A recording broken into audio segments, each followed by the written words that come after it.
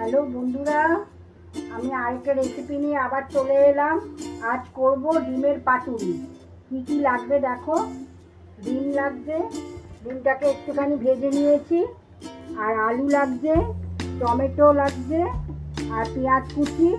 আর এই মশলাটার মধ্যে আছে আদা, রসুন, শুকনো লঙ্কা, জিরে, ধনে, গরম মশলা বাটা আছে।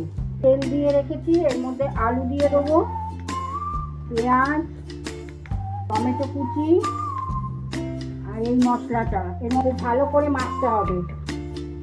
একটা তাওয়া বসিয়ে ফ্রাই প্যানটা বসিয়ে দিলাম, দিয়ে সর্ষের তেল একটু দিয়ে দিয়েছি। আলুটা দিয়ে দেবো, এটা দুভাগ করে নিয়েছি, এর ওপর দিয়ে দেবো।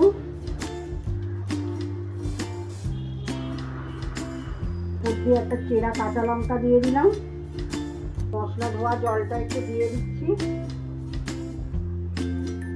দিয়ে এবার লো ফ্লেমে হবে আধ ঘন্টা। ঢাকা দিয়ে দিলাম। আধ ঘন্টা পর ফিরে এলাম।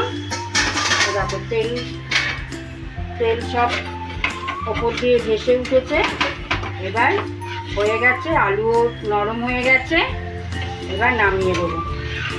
এবার বন্ধ করে দেবো, বন্ধ করে ঢাকা দিয়ে রেখে দেবো। ঢাকা দিয়ে রেখে দিই, গ্যাসটা বন্ধ করে দিলাম।